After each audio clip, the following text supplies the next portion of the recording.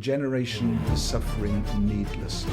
25% of adults struggle with reading. I can essentially rebuild my brain. So we were a huge threat. It became a nightmare of a burden. What can I do at home? Well, the first thing to do is... Wynford Dore. Hi. Education and brain development pioneer. The world is full of problems, but which one are you dedicated to solving? I'm dedicated to solving the way the world understands, or rather misunderstands, mental health.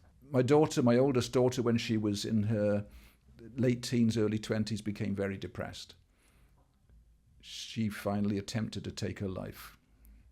And I was running successful businesses, I was flying, I got all the toys you could ever imagine, the boats and the planes and helicopters and all of that sort of stuff. But I got a daughter that didn't want to live. And I took her to all of the experts I could find. Do you know what they told her? You've got to learn to live with it.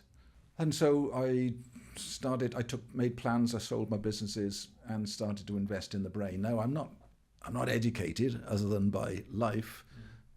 And so I got no medical background. And I started working with neuroscientists only to discover there's all sorts of incredible things known about the brain. Nobody is putting it together into a usable form.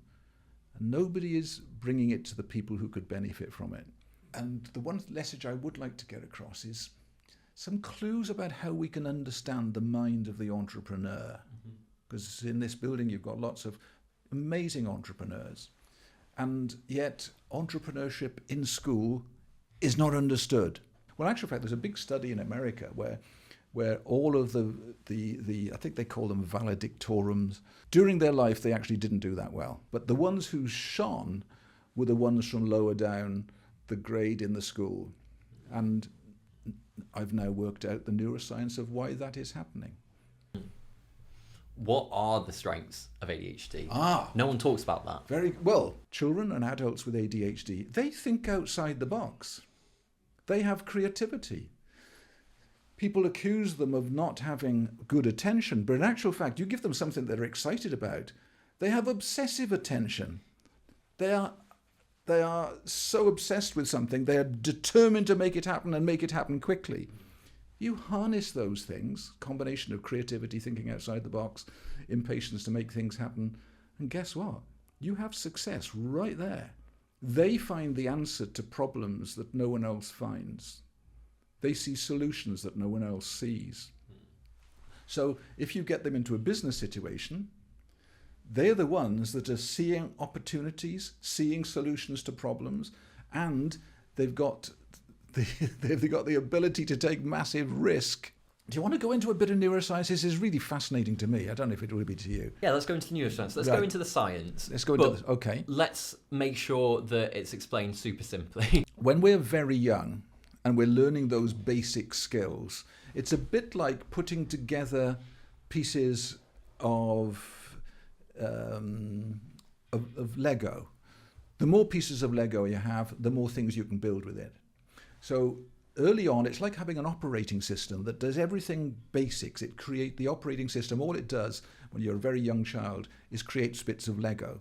As you go through childhood, you develop a higher level operating system, rather like very much upgrading your phone's software. If early on in your life you bypassed the bits of Lego that you need to do reading, or to be a good sportsman, or to be very proficient at social skills, if those bits of Lego weren't made for you, you go through your life with the higher language operating system, unable to resolve the things that went wrong in childhood. That's fascinating. Isn't that awesome? Isn't that? It is. That's why people's potential is so exciting. Yeah. So I can essentially rebuild my brain. The fundamental bits of your brain, yeah. The cerebellum I'm talking about, that was misunderstood. Yeah. Totally misunderstood until about 20 years ago. Everyone thought that it was just for your balance and coordination. Then a professor from Harvard Medical School, Jeremy Schmarman, said, no, it's coordinating everything. Cognitive, emotional, memory, all of the processes are coordinated by the cerebellum. They now know that the cerebellum is only small, it's at the back. It's like the master junction box, but it's got 80% of the neurons of our brain. It's hugely important. So all of my work for this last 25 years has been how to improve the development, the effectiveness, the performance, the skill development of the cerebellum. Am I making any sense here? Yeah, and you mentioned you had an app. Yeah. But I recall before that you were open in many centres up and down the UK. And then it all fell through.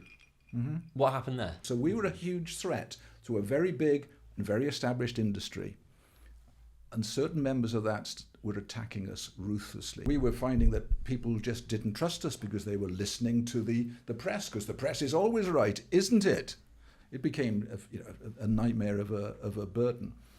And I was exhausted. I'd worked 16-hour days for an awful long time. I felt bad because I had to shut a load of the clinics and I sold the last ones off. I woke up 18 months later realizing, do you know what? I'm a nut, because the technology is moving on so fast. We could do everything that we used to do in a clinic now in a mobile phone.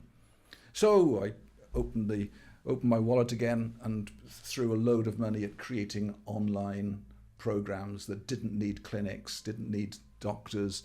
What upsets me though, David, is that a generation is suffering needlessly. You know, the number of suicides caused by learning difficulties. My daughter was nearly one of those. And lots of my friends have had children and relatives who have committed suicide. So I feel guilt around that. And if I took you back to that chapter of Susie's crisis, and I met you at a party and I asked, how's family life going? What would you have said to me and what would you have left out? Susie sadly passed away last August, which was horrific. It was tragic. She didn't die of depression. She didn't commit suicide.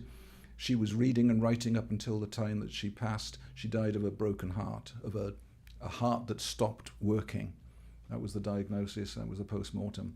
But I gave her effectively an extra 30 years of quality life, if you like, and at the same time, many tens of thousands of lives have been changed. And every day, I got another message just a couple of hours ago. Many tens of thousands of lives have been changed. I actually didn't know about Susie's passing, so I'm very sorry to hear that. I suppose the mission that you're on then is so profound to you, is so deeply personal. So how did it feel when the press were just attacking you needlessly? They were looking at me saying, you haven't even got a degree. I say, well, no, but I have a very, very personal interest to solve this problem, because those with the degrees were telling Susie, you've got to live with this. And I was scared about the next phone call I was going to get to say that Susie had succeeded in taking her life this time. So if I'm a parent and I've got a child at school, maybe they're struggling reading, writing, whatever it may be, what can I do at home? What can I do to them to assist? Great question. Well, the first thing to do is to encourage them. They are not choosing to struggle with reading. They're not choosing to have ADHD symptoms. At school, if ever they're put down for having scruffy handwriting, point out to the teacher. They're not choosing to write scruffily. This is the way they're wired to be. Respect that. If reading is hard work for them, whatever you do, never let them read out loud in front of the class. A, that harms their reading, not helps it. B, it absolutely harms their self-esteem, because there they are struggling in front of their classmates. That is the worst thing you can possibly do. Wynford, we have a closing tradition on this podcast, right. which is where the guest, regardless of who they are, answers this one question. Oh, right. And that is, what is one message that you've never sent, but you wish everyone would receive? When you look at someone, look at their potential, not their limitations. Because all too often we judge people. Please start measuring people by the potential you can identify. Every eccentricity is a clue about hidden potential. Don't see limitations, see potential for growth. That is so wonderfully put. Wynford, thanks so much for your time. I'm certainly going to try and redevelop my cerebellum after this. But thanks so much. Thanks for coming on PodFast. My pleasure. Appreciate it.